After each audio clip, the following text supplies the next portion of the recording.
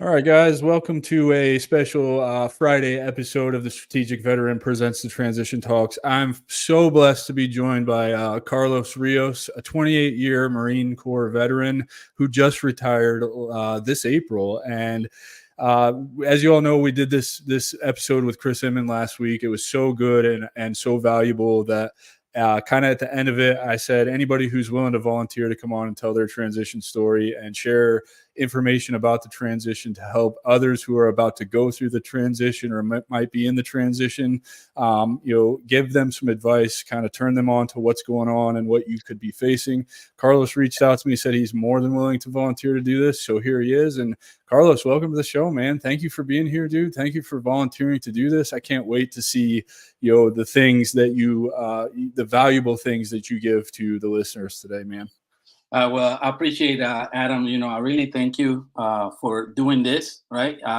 Again, it takes two to tango. I really believe that we as a community we need to grow and expand our experiences. Right? Lessons learned. That's what help us out to thrive through our struggles and moving along in this new chapter in our lives. Right? So we write a book.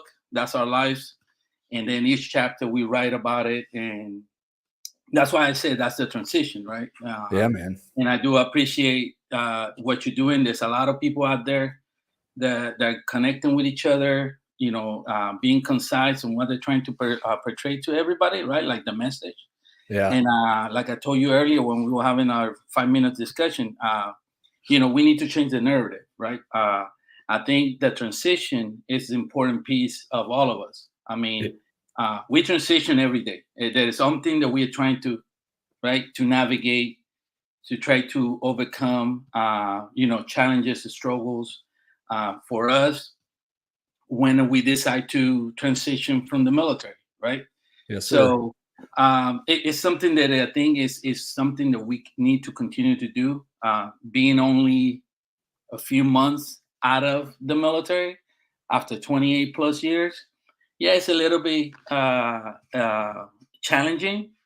But I'll be honest with you, I think it goes back with how do you approach it, right? Right. So everybody knows at one point you're going to transition from the military. It's just a matter of when, right? Right. So, like just to give you a quick background of what I've done, right? So 28 years in the Marine Corps. I started as an infantryman, working out in the beautiful 29 Palms of California. So don't let the name fool you. There's no beach. There's nothing there. There's nothing but this, right? So I love my time there with we call it 7 Marine Regiment, part of the 3rd Battalion, 7 Marines. Once I got there, I had a great opportunity. I had great leaders. I pushed forward through the ranks. Competed in a special competition for Marines where we compete. It's called the Rifle Squad competition, the Super Squad guys. And I was fortunate enough to be in a winning team and recognized later after our deployment to Okinawa, Japan, with the Commandant of the Marine Corps at that time, General Krulak, and Sergeant Major Lee, during that period. That was in the 97. You probably were not even walking around. I was, you really want to know how old I was? I was 12. You're right. So there I you was go. 12. Yeah. So, and then from there, that kind of like, it really a spark in me, the leadership approach, how to tackle different types of objectives and things of that nature. Then later I got to work in Quantico. I was planning to get out, and then that decision changed my life completely because I went to Quantico. I was training officers and marksmanship and these other things. I was like, okay, great. So there's a different. The Marine Corps is not just 21 pounds. It's something that is more than that. And then through the ranks, I went, got different leadership positions, different duty stations, and every duty station that I took, told my wife, I would always tell my wife, was telling my wife, I'm getting out. This is it. It's the time for me to move on. 28 years I took later. right? I took every enlistment with the idea that I have to transition at one point. So when fast forward, when I came out to the decision of getting ready to start transitioning from the Marine Corps, uh, I was stationed in Okinawa. I was served as the deputy director for one of the leadership academies over there in the Indo-Pacific, and serve as a role of director as well. Um, and it's one of the most rewarding um, duty stations or roles that I had. I hired senior enlisted, as an E9 in the Marine Corps, and it's very rewarding. That the E9 community out there, from the Air Force, Army, Navy, Marine Corps, it was a really, really tight community. So we were helping each other a lot when somebody was trying to transition, asking questions. Hey, I heard you're just getting ready to retire. What should I look into? And so it was very helpful. So is that common at the higher enlisted level? Because it's not common. I was medically retired as an E6, Yeah. E7s, even E8s in the Army. They really don't come together and do that. They don't talk about the transition. I watched them struggle through that. They largely just start preparing through, at the time when I got out was ACAP. I don't know what the Marine Corps calls it now or whatever. I'm sure it's similar. It's some shitty program out there that doesn't really help you they call transition. it, so TRS, right? Transition Readiness Seminar. Yeah. And you go in, and I think as a whole, the Department of Defense, it continues to struggle, but they're doing better. They're doing way better probably than when you got medical discharge and things of that nature. And then now everybody find a way. Okay, so man, I struggled through my transition. Let me start putting something together. Let me talk to somebody, which that is great, because the more resources we have out there, the better. Yeah. I always call this type of engagements or connections. It's like a tree, right? So the tree is being planted, it grows, and then it branches out. Yep. No branch is the same, right? All the branches are different. They have different length, different thickness, but they serve a purpose, right? So that's how we are. We are that tree. We branch out. We connect with each other. We continue to give different insights of, hey, this is how I experienced this portion in the Marine Corps, right? I discussed with some of the young Marines when I was getting ready to retire that I saw them growing up as young private first class, and later on as NCOs, and now staff NCOs with us. And I always share with them that you have to have a plan, right? The transition is about, what is the plan? Not just have the plan, but also, like, have the information. So what is it that I'm trying to me, honestly, was one moment. I was stationed in Okinawa, like I alluded in the beginning, and my son asked me a question. My son was 7 at that time, and he said, "Dad, when are you retiring?" He asked me that question. And we're in Okinawa. We loved it there. Well, I mean, we're trying to go back over there at some point, because the beach, the atmosphere, the interaction with people, I loved it. And my son loved it. My wife loved it. We fell in love with the place. Anyway, my son asked me, "Dad, I want you to retire soon, because I want us to have time so we can build some memories. And if I decide to have a family and have kids, I want to tell my kids my experiences with their grandfather." He said that at 7. Dude, that's a gut punch. Oh yes. Oh, Right. So particularly because now you're like, I imagine how you felt about your Marine Corps career, or else you wouldn't have done 28 years, right? So now you have your 7-year-old punching you in the gut with, like, I want to make memories to share with the next generation of Rios. That's tough, man. That's tough. So right. So it's the moment, right? So I always said, there was my retiring officer, Colonel, just retired recently, Colonel Gil Juarez, that I will probably ask him if he was willing to do this. He is. I love that man. That man is like a great commander. He was a great commander, a great human being, great dude. So he shared with me that there is a book called Transitions, where there's a moment in our lives, and you might have more than those moments, but you're gonna have a moment in your life where everything is gonna be silence around you, and it's gonna be clear, right? So that moment, the day that I'm sitting in front of Colonel Juarez at that time, and they're reading uh, my retirement certificates, all these things, the letters.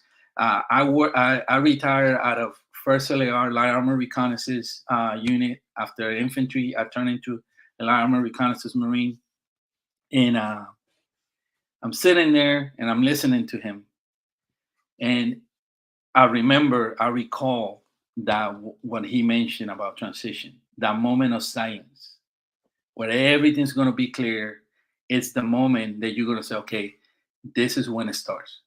Yeah. And I'm sitting in front of him, we're facing each other, and he says, it's real now. And after that, I didn't hear nothing. I mean, our camp it's all nothing but reconnaissance guys there. It is a recon Marines, Light Armor Reconnaissance. There's always helos flying. It's loud. I didn't hear nothing that was going around. Nothing. And all I saw, it was my 28-year career in Yeah. that moment. And that's when I realized, okay, so this is not bad. Now let's just start moving forward and pick on what I left put on hold before I joined. You know. Yeah. So Uh, what did you when you after that moment, right? mhm, That because I remember that moment too. It's like for me it was a little less lackluster. I had to go to Waller Hall at Fort Lewis, just pick up my retirement certificate mhm, and my D 214 and my orders, and nobody read anything to me or whatever. But as I'm walking out of Waller Hall, I had the same thing. And Waller Hall is right next to the airfield. 160th's always out there doing some kind of flights or whatever. It's really loud as well. And I didn't hear anything either. It's just like whole career kind of flashes before your yep. eyes. And then I just remember feeling completely lost. Like, what now? Did you experience that? Oh yeah. I like so my ceremony was April 29th. I joined the Marine Corps April 2nd, 1996. So April 29th, this is it. Uh, April May 1st came, it hit May 1st. That's my first day actually officially. And I remember woke up and I'm looking around like, okay, what I'm gonna do, right? Uh I will tell you this, Adam. I I took a different approach that most people take when they do transition. I made the decision that I wasn't going to seek employment. I made the decision that I was going to take time for me to decompress. I think Like, that's an incredible decision that you yeah, made, and I wish I would have set myself up and had the foresight to actually do that mhm, as well, because instead I just hung on to the, well, what now? I don't have to do PT anymore, so that opens up a whole nother can of worms. mhm, I never I just jumped straight into, because when you get medically retired, they pay in arrears. So basically I had 90 days with no money coming in. And wow, let's be honest, as a GWAT guy who deployed 4 times, who honestly didn't really give a shit about financial, literacy, and yep, I was always thinking like I'm probably not coming home from the next one. You know what I mean? So yeah, so I yep, didn't put money away or anything to be able to do that. So I was focused on, okay, what am I going to do now? And that brings a whole nother set of challenges, because largely as an infantryman, what you're qualified to do, or if you don't know how to translate your skills into a decent resume, you're probably going into some kind of sales or retail space or whatever, which is exactly what I did. And that's kind of miserable because you feel mhm, like it's beneath you. You know what I mean? So I agree with that advice. I think it's extra important to take some time. And I've actually talked to a couple of different veterans via LinkedIn here, since I started doing what I'm doing who are like, I have the money put away that me, my wife, and my kids can take an entire year off and just rediscover who we are and what we're Mhm. about. And I'm so glad you bring that up because it's so important. Yeah, I think one of the things that I always said is, you know, it's an opportunity, right? Marcus Aurelius says something that when you arise in the morning, right, and you're just paraphrasing, he said, uh, it's a privilege to be alive, right? And because you get to breathe, you get to think, you get to enjoy, and you get to love, right? And that is the peace that we need to have, right? Transition and navigating transition is your own. That's we all going through the journey. That is a journey that we all going to step in, regardless if you're in the military, you're not in the military, changing careers. That is going to happen. That is part of life. So to learn to navigate is just to assess, right? Get that information, find like a way of how you're going to plan for it, and have a unique execution because it's tailored to you, right? So what Adam Peters is doing might be similar to what I'm doing, but that's not what Carlos is doing. You know what I'm saying? Right, And we exactly. find that mutual ground and we help each other. I was like, hey, brother, how are you doing today? Um, you know, uh, there is, and I'm pretty sure, like once people, I don't know if they see this, right? But I have a dark moment in my life, a very, very dark moment where I have some mentors that probably if they hear this, they're gonna be like calling me, "Why you didn't talk to me?" And it's like, so I contemplated, not contemplated. I actually attempted to suicide, to check out. I Yeah. did twice. The first one, it was I was by myself, bottle of vodka and pills, and I did that because I didn't find. You get to that dark moment, that dark Yep. place where, and this is before my transition started, like way years before, a year before that. And it's hard. You say, oh, it's not gonna happen to me. It's not gonna happen to me. I'm gonna transition, I'm gonna get out, I'm gonna do this, X, Y, and Z. No, you don't. It's you never know, right? It's that dark hour when it hits you, you don't know. So I did that. I got a moment of clarity, well, right when I was blacking out, and I just made myself uh, throw all the pills, like, and I got that moment of clarity. So I said, Yeah. okay, get your act together, right? And let's no more, excuse my friends, let's no more fuck around. You gotta, get your ass together and let's do it, right? So I did that. The mistake is that even though I knew I was going to transition from the military, I wasn't seeking help. Right. That Well, was my so problem. let's explore that for a second Mhm. because I'm willing to bet with you coming in 1996, I came in 2003. So I got to my first duty station roughly between 10 days and a month after they came home from the invasion of Iraq. So life Yep. for me as a private was awful. But one of the first things I noticed was guys that were struggling with combat related mental health issues would talk about it openly around the platoons, the squads, the teams, whatever, but you would suggest like we're the army, we've got resources for that, and they're like, no, you don't talk about that, that makes you a weak man, Yep. that will end your career. So was it the same experience for you throughout your career? Oh, 100%. There is this myth that and again, I'll take it with very carefully, right? Because again, it's not me saying, well, we have this mentality of pushing a narrative of masculinity. Like you have to be a Spartan, you have to be like, a Superman. No, you're not, that's fiction. We are Yes. human beings. Yes, we have different individuals that get trained to a certain capacities and capabilities. It doesn't take away that they're humans. Right. And when you go into this process of I am going to keep going and keep going. And then I always say, right, it's like a little box that we have in our chest. and we just stuff everything in it. It And can your only body, hold so much. yeah, It can exactly, only hold so much. right? So, but we think, oh no, you know what? I We could can fit one more in there. one Yeah. more, Yeah, there's right? always room for one more. If you've One ever been more, to Fort Benning and been on the cattle trucks, you know yeah, there's room for one more. exactly. Like, and it gets to a moment that something's gonna hit and it's gonna trigger that. And what it did happen, and then the second time what I explored it was that like, okay, I'm now a master gunnery sergeant. Like I am an E9 in the Marine Corps. E- I'm the guy in front.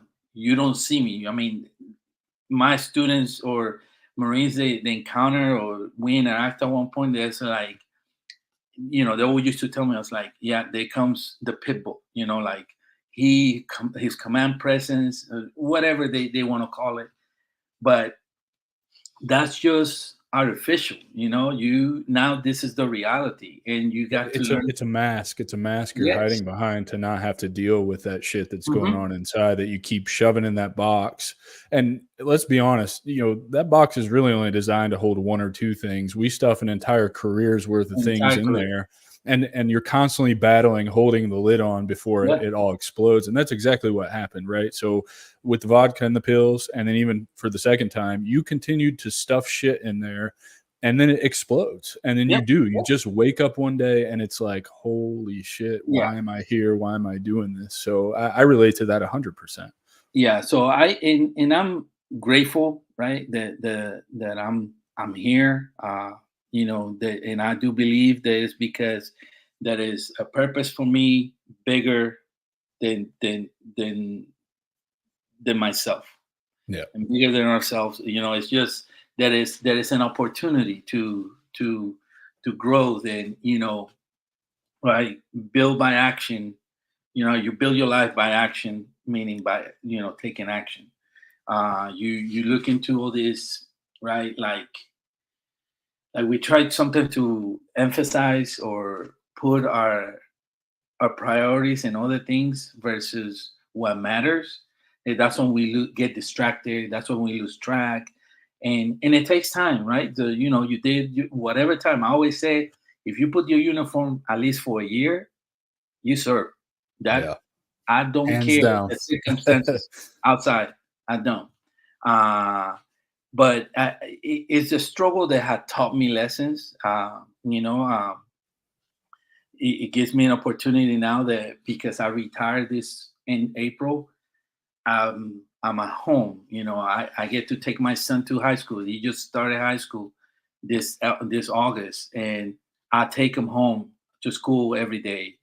We got that moment to bond together in the mornings, get talk to him, and like so try to help him to be a good individual.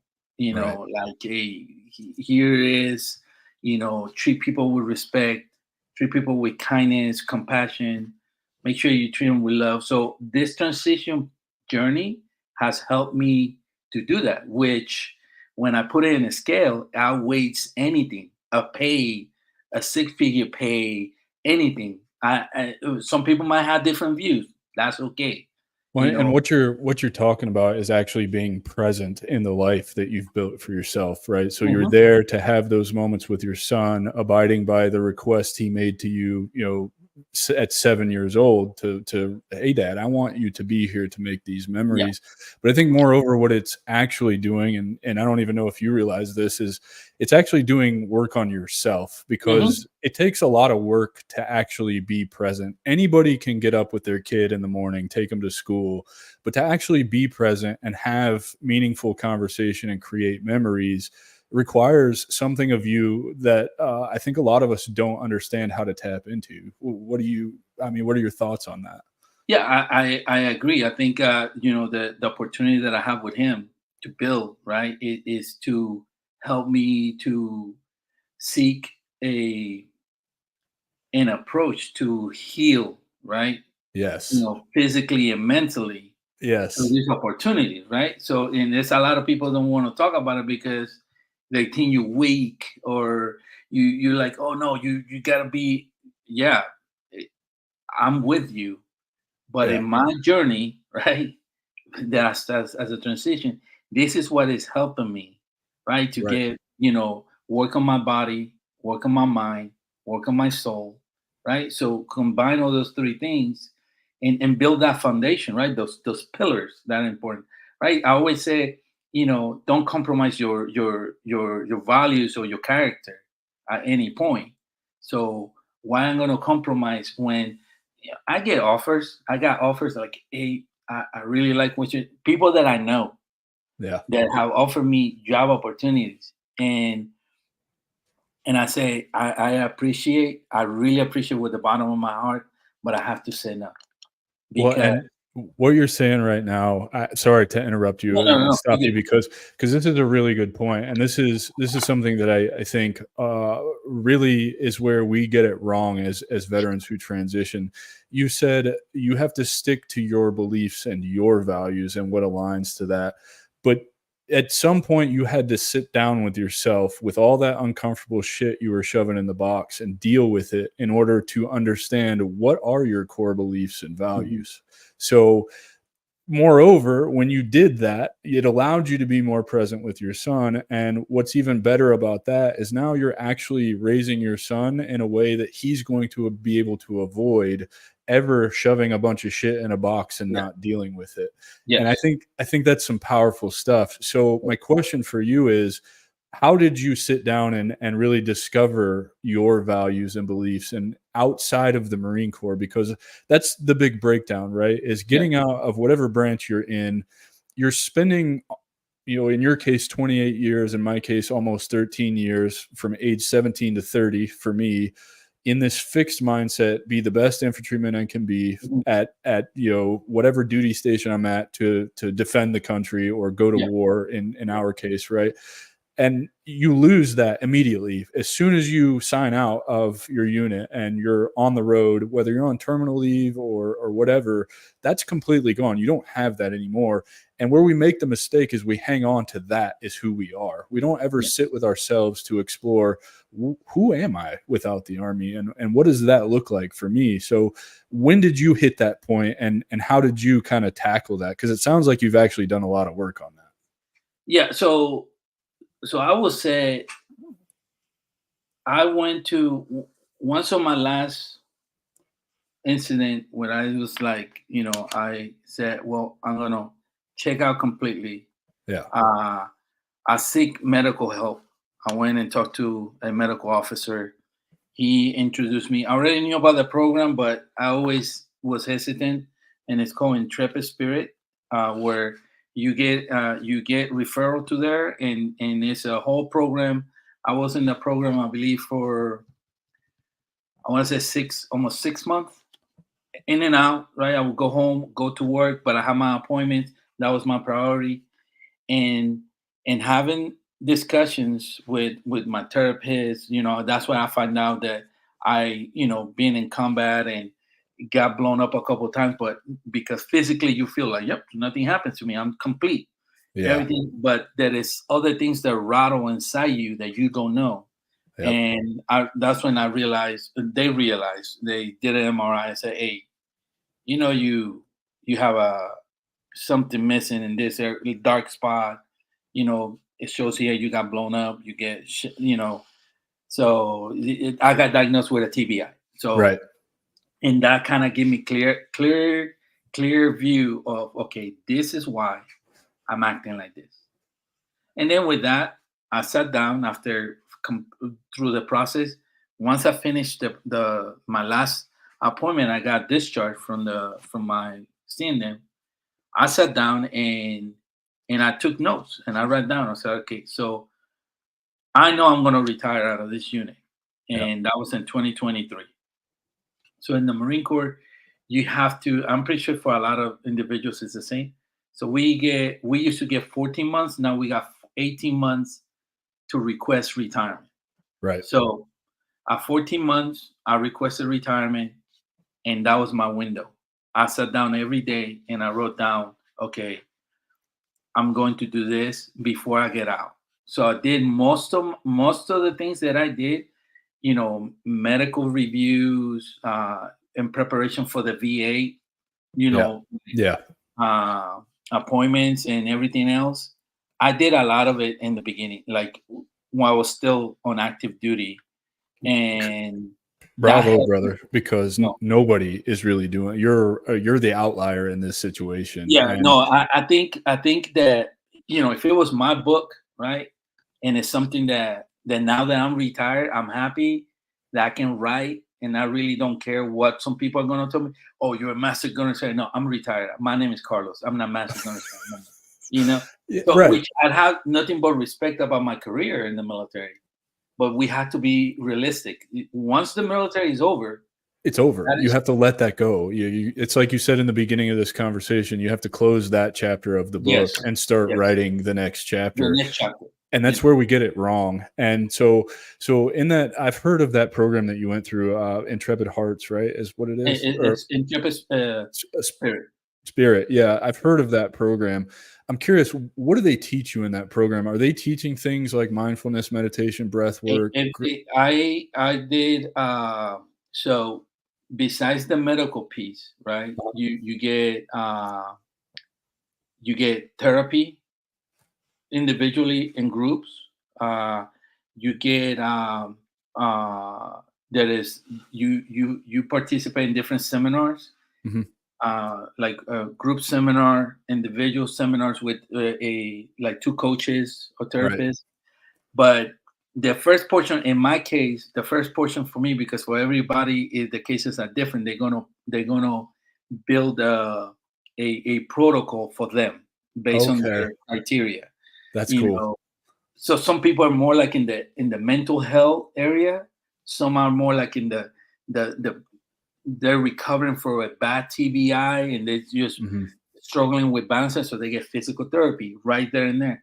The beauty of that program is that everything is in one place.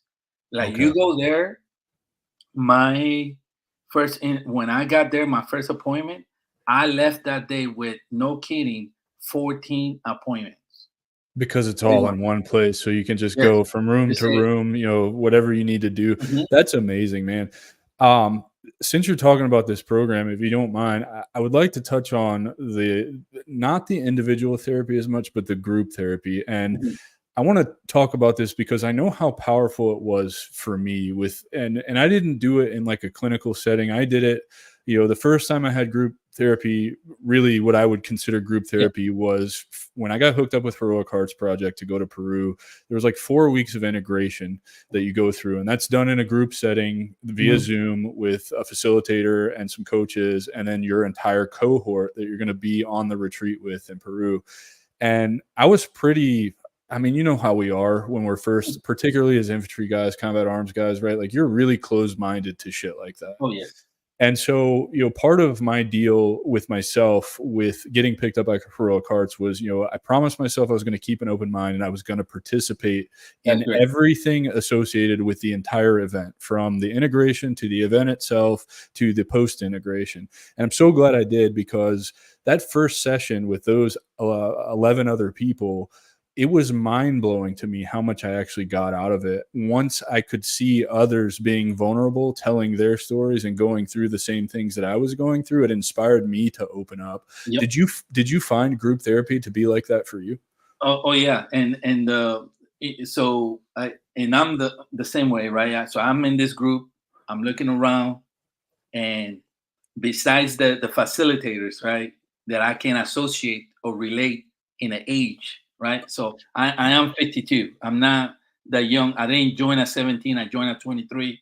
So it was in my, I was older guy in that room, and I look around, and I think that the second youngest in rank was like a staff sergeant.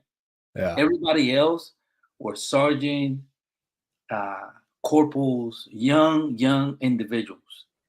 So there was two staff NCOs and myself, the only E9 in the group.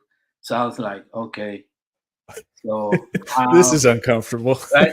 So how grandpa is gonna open up to his Right. kids, right? So I look at us like, you know what? And I said, no, you know what? You have to find a way to be vulnerable. Open Yes. up. right? Because what you might say in that setting might help that person on the sitting next to you I that would is challenge it. young. It's not might, it will. Whatever Yes, you're gonna exactly. say, I don't care if I it's the agree. same thing that they're going through, just whatever you're gonna say about, that situation is absolutely 100% gonna it's the whole reason I'm doing this segment with you and Chris, last week is because no matter where you're at in your transition, whether you're preparing to transition, whether Yeah. you've been transitioned, I believe through our conversations, the back and forth with the questions, the relating, this is valuable to anybody and Oh yeah. everybody who's Yeah. going to be where we've been and who's already been through what we've been through.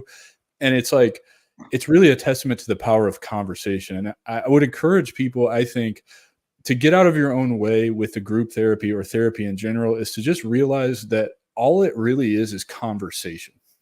Yes. I agree 100%, and I will add to what you alluded to. Uh, is the recognition and the reflection of just us having the conversation right now. It resonates on us, right, in our previous experiences, and then we see how we have come, like Right. Exactly. so to our testimony, and which it could be somebody else's testimony, and Yes.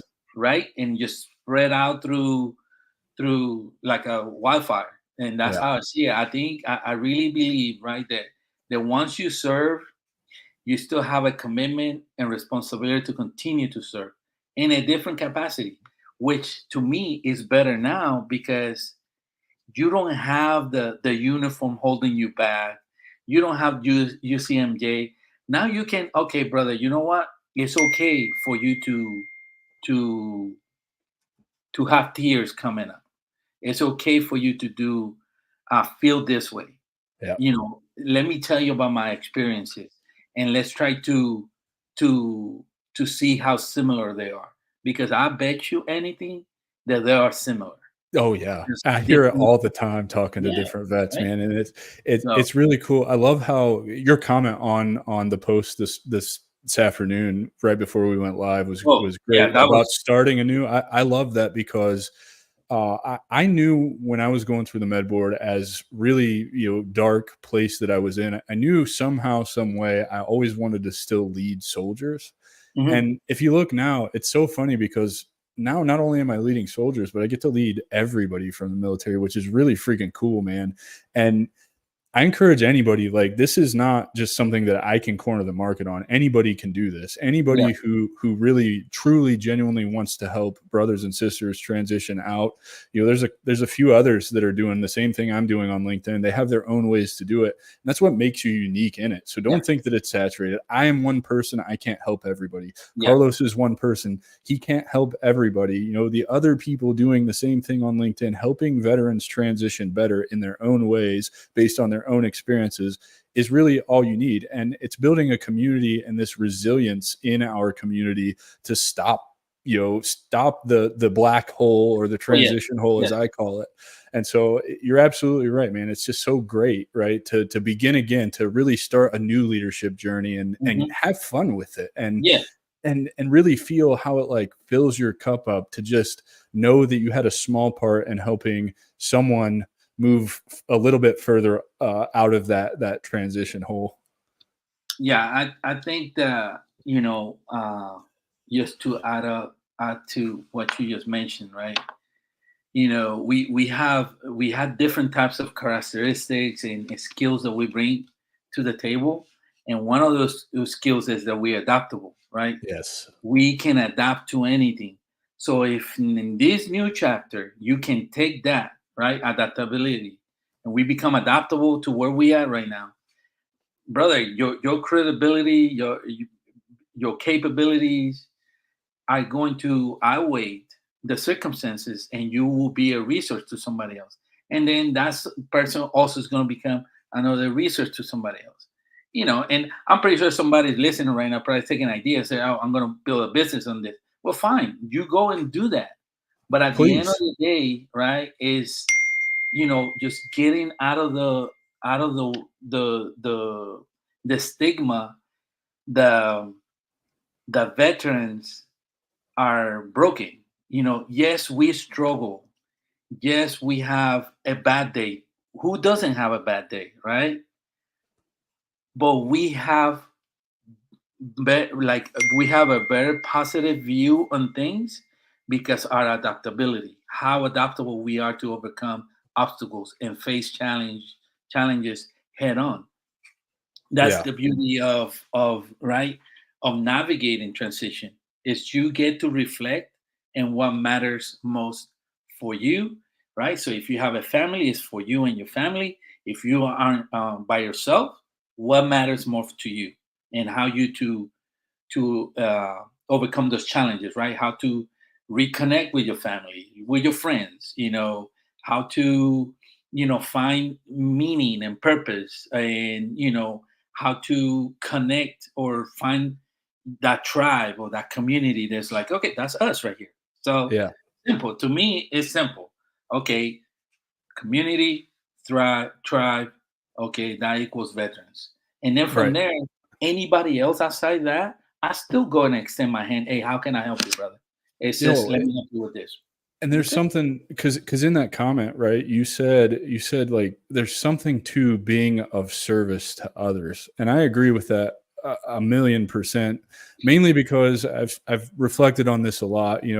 We all have stories that we tell ourselves Mhm. about why we joined the military, and while I think there's an element of truth to that, for me, I wanted out of small town America. I wanted to see the world. I wanted to travel. For others, it's for college money. For others, it's, Yep. whatever, to go to war or go to jail situation. I don't know. But ultimately, what it comes down to is I believe on a subconscious level, we were all called to serve something bigger than ourselves. Yes. And so, if you can sit with that for a minute and really explore your time in service and understand that that's what you were doing, you were serving something bigger than yourselves, you get out and you reflect on it, you can start to build something that is in, or do something, find a job that is in service to Mhm. others. And I think that's kind of the key, right? Is being that servant and finding ways to serve your Yeah. community. I think any thoughts on that? Oh, 100%. I will tell you this, right? So I'm a bona fide resident of the island of Puerto Rico. So I was born in the island of Puerto Rico, right? So if you didn't tell because my accent, well, now you know. So I was born in Puerto Rico, and I went to school. I played baseball out there, right? So Puerto Rican, might But as you well were put good as Southern, shit at right? baseball too, weren't you? You So and I was like, okay, so I'm gonna be in the Marine. So I'm the only Marine in my family. And my father was the Army. My brother, my oldest brother from my dad's side, he Army, 101st Ranger, Green Beret, retired. I was like, I'm not even gonna get close to this guy, you know. So he was phenomenal. And I joined the Marine Corps, and I started doing my serving. Went to war, came back, back to war, did my deployment, did what I was asked for me to do. Yeah. And the reason why I said that the commitment and service goes beyond our call to duty is that a lot of people. So as a resident of Puerto Rico, I wasn't able to vote, right? Mm, So I wasn't able to vote. And that probably somebody would have said, "Well, why are you serving then?" I was like, "Because I believe in commitment to service. I do. I I generally believe in being there for my brothers and sisters, and my left and my right, and being there, and pay my taxes just like right. Puerto Rico is a Commonwealth, so I pay my taxes like I was supposed to. I did that. I served my country, and the only reason now I'm more advocate and I'm more spoken in things because I'm out of the uniform. But I wasn't able to vote, and to now, like now that I am a resident in the state where I live in California, so now I can say, okay, now I can go and vote, and things like that. And people say like, what do you mean? I was like, well, I serve. That's all you need to know. right. Like, so when it comes down to driving politics or anything, brother, I serve the military honorably because I really believe and how it is to be a patriot, meaning sacrifice, put your dreams and life on hold for the sake of others. That's Yep. what you at Yeah, any man. point. And that's what I did. So nothing special, by no means. I just did it because I really believe in the commitment and I needed to serve beyond my capacities, which I did. And now I get to share with you and interact in LinkedIn. I don't have no other social media. This is the only one I have. So I just love the fact that you can reflect on all those things. So yes, it was a call that I Yeah. answered, right, many years ago, and I lived it, and I would not change it. Like if they say, oh, so if you could, maybe you could have become a resident of a state and you would be able to vote. I was like, yes, I could have done that, but that's not what I wanted to do. I wanted to stay being recognized as my home of record, my Right. little island, and serve just to show others that I can serve. I mean, it's only a small percentage of people Right. who serve. So, when they use some words and you don't wear the uniform, I have a Yeah. Right. heartburn with that. Yeah. No Yeah. Yeah. matter who you are, I do have a heartburn. But Dude. So, it's a good. It's a to me, it's a good experience. It's my foundation. Like building, and again, it's still building, it's still learning, and I'm taking this approach. I think I'm gonna take more full speed when it comes down to like maybe getting into seeking a job or all these other things. I'm applying for higher education, trying to get a grad program in public service. So again, because I do believe that we need to serve, and the more of us is out there serving in any capacity, the better it's gonna be for us as long you don't compromise your values and character. and that's so important, man, because you can be in service, but if your intentions and your Mhm. values and morals aren't in the right place, then your Exactly. service means absolutely nothing. I love Yep. that you speak to that. So that was going to be my next question to you is like, it sounds like you're really navigating the transition really well with a lot of, from where you were at in your last leadership position to bouncing ideas off of one another and really taking Mhm. care of each other to really sitting with yourself, going through that program and learning, some tips, tricks, and tools. Like, how do you plan? Like, you say you're getting a degree in public service so that you can Mhm. continue to serve, but ultimately, like, what direction is your life headed? What do you think? Where do you see Carlos in the next 6 months when you're a year out from your transition? Yeah. So I see myself, right. I have a mentor through ACP that I got it I from, love that program, right? man. My Beautiful. mentor is amazing. Yeah, his name is Drew, and he is a phenomenal individual. I have to say he is we only know each other virtually. He is a friend. I really mean it when I say he's a friend, and he has helped me to see things in a way that I was like he always say, paraphrasing, right? If there's any decisions we can make with zero regrets, right? And I was like, oh, absolutely. So that's why I'm taking this journey the way I'm taking it in my approach, which is going to lead me to what I want to do. At the end of the day, is I want to, be an entrepreneur. Uh, Perhaps being in the areas of executive leadership, coaching, consulting in that area, but on my own, I'm willing to seek opportunities, in consulting firms and everything, so I can get my feet wet in that area, because it's different when you're in a corporate world. Well, I would argue I may or may not know of a space where you can learn how to do that stuff without having to go to corporate America. Shout out Stronghold. I know. I got you. And so it's a lot of those opportunities, right? That I'm reviewing, because I really think that there is so much we can offer out there, you know, and it's just to take like, okay, you know what? Go in and walk out, shake somebody's hand. Hey, how you doing today? And and I think once you put your resume and your background as a service member, yes, I get it. The person who is going out there and has been doing the corporate world entire their career. Yeah, that's good. They understand that. But for us, we bring a different aspect, and it's just that our credibility, right? How our career will project a person who is trustworthy, hard worker, has great work ethic, and then how competent they are, right? Like they understand that in order for you to succeed, you have to be competent, learn new skills, become adaptable, be dynamic and be clear with your vision, things of like in that area, and then finally being capable, right? Yeah. Believe in yourself that I That's a can big do, one. That's a big right? one. Believing in Yes, yourself. you I have to. struggled with that. I struggled with Oh, that a I, lot. I think I think we all do because we have the.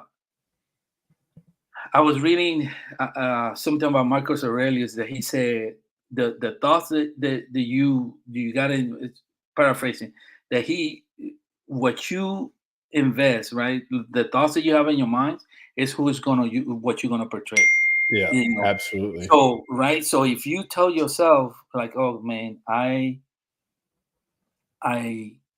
don't believe in this, you have to find way to like, no kidding, reflect truly on what matters to you and have that conviction, Yes. because we're not the first ones and we're not the last ones. That is the conviction there. We Yeah. can do it, simple. It just we just gonna work on it. And I think we have that because we have the strength.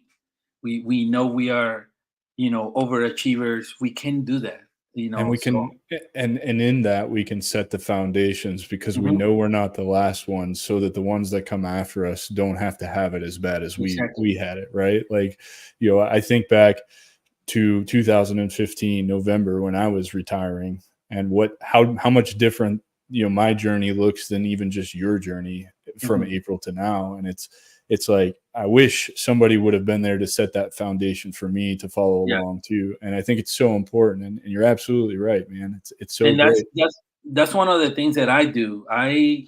If I connect with somebody, I tell them on my messages. I was like, "Hey, I see you going through Allegiance Vets, right? It was the skill bridge that I went to, and I connect with a lot of people.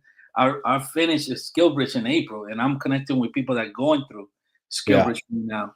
And I tell them, I was like, look, if you have questions about how to transition, let me know. Right. Or, hey, I know this person that has a good program on how to transition. I don't know if he's going to charge you. I don't know X, Y, and Z, but if you just have questions, just let me know. At the end of the day, I'm not, like I know there's some individuals that like they have a service and there's a pricing in there. I get all that, but me, I'm okay where I'm at right now, financially. Not that I'm oh wow, no, I'm okay. I'm comfortable. Right. So it gives me, right, certain conditions, right? You set yourself set conditions to do what you love, and I love helping people.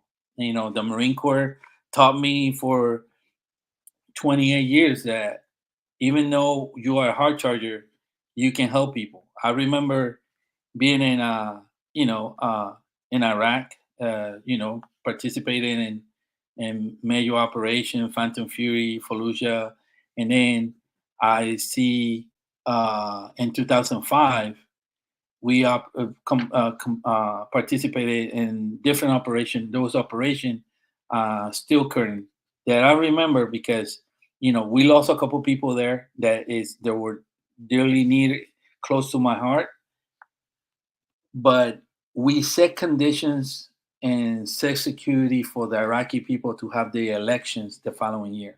I was And there when that seeing happened. I them, remember that. right, in '06, seeing Yeah. them like with their ink, and they were happy. And they was like, and I was like, wow. you know, whatever you want to believe of it, right? Like, because later on, of course, Right. but you did something for them. Yeah. To me, that outweighed everything else. Well, So I'll be the first to tell you, I commend you because I give a lot of shit away for free too, and just out of the goodness of my heart, wanting to help mhm. others. But eventually, you're going to have to charge for that because what Yeah, you'll yeah, find is people not willing to invest in themselves are the hardest people to help. yeah, And I don't say that with malice or anger or anything like that. mhm. It's just a fact. If you're not Yes, willing to invest in yourself, then you're not willing to take the information that I have and apply it correctly to yeah, make your life better. And I think you've probably run across some people or helped some people like that that just, you try to meet them where they're at and they just aren't where they should be to be able to implement the things, or they yeah, just won't implement the mhm, things. and yeah, and so, oh man, Carlos, dude, we're running out of time. I really yeah. I appreciate appreciate you it. being here today. I want to give a shout out to you for being here to do this. I want to give you the opportunity, kind of on the fly here, to think about if you know anybody who's transitioning that would be willing to come on here next week and have this same conversation with me. I think I want to start getting the guests to nominate somebody else, because I've been making the call to action all week, but nobody's biting on it. So maybe, somebody from your network will see this, and if you want to nominate somebody, that'd be great. If not, we're going to do this every Friday as long as I have one veteran that can come on and is willing to be vulnerable, tell their transition Yeah, story. So this is your call to action for those of you that are listening, for those of you that will see this later on YouTube and through the podcast host. Please reach out to me, DM me. I promise you I'm a friendly guy. I respond to all of my DMs. I respond to all of my comments. Just ask Carlos. He'll tell you. yes, I genuinely don't want anything out of this other than you to come on and help your fellow brothers and sisters live better lives in the transition. So if you're willing to do that, reach out to me. I think Carlos is going to nominate somebody. I'll reach out to them. If you know of somebody. yeah. I again, I'm probably he's gonna be like, no, what are you doing? But I will say, if there's a person that you can gain a lot of it is in from this person, learn from this person. I would say it's my retiring officer, Colonel Gil Juarez. I can reach out to him and ask him and see what his availabilities are. Maybe not will be right away, but he will. I'm pretty sure. And again, I'm speaking on his behalf, and he probably was going to text me. I was like, That's "What are you fine. doing?" But That's it's fine. but Tell him he is. if he's on LinkedIn, I'll reach out to him myself. I don't Yeah, care. no, no, no. He is a genuine person, like really Awesome. genuine, and he really loves people in a way that I do, and I think you and anybody else will benefit to hear him. Very meticulously, very articulate, very good I love resource it. for anybody. I love it, brother. Dude, tell everybody where they can connect with you, reach out to you. You said the only social platform you're on is Yeah, it's a LinkedIn? LinkedIn. We are connected with Adam. So if you're in Adam's network, you can reach out. Carlos Jose C. Rios, and we can connect. I'm more than willing to connect with anybody, share my views, perspectives of life, anything. If you just want to have an informal call or anything, let me know. I do it all the time. I've been connecting with people, and I appreciate Adam for having me. I really appreciate this, and let's just keep thriving, brother. And Yeah. Yeah, man, spreading dude, the gospel. means the world to me. Thank you so much for being here. Ladies and gentlemen, I give you Mr. Carlos Rios. And let's not forget the Stronghold membership reopens on October 1st, creating a lot of value. If you didn't see my post today, you should go check it out. We're doing some really awesome things in there, things beyond even my wildest imagination, with really helping veterans out and understand what's going on with themselves and their business. So love to have you in that community to create more value and just help heal our brothers and sisters. Carlos, again, thank you so much for being here. And as long as I've got another veteran, we'll be here next Friday doing the same thing for another rousing episode of Transition Talks. Thank you guys All so right, much, and we'll see you next week. all Take right. care. Take care, buddy.